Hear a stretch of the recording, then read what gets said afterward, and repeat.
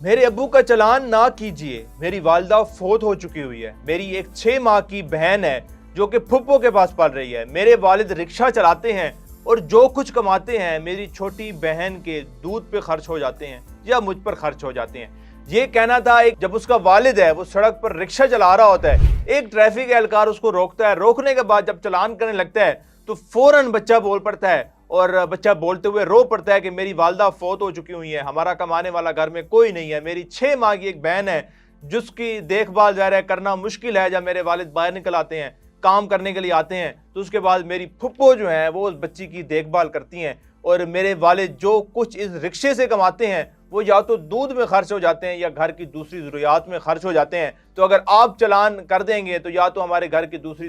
ضروریات نہیں پوری ہو سکیں گی، یا پھر میری جو بہن ہے 6 ماہ کی اس کا ہم دودھ نہیں خرید سکیں گے۔ جیسے ہی ٹریفک کا اہلکار یہ بات سنتا ہے تو وہ اس بچے کو گلے سے لگا دیتا ہے اور اس کے والد کو کہتا ہے کہ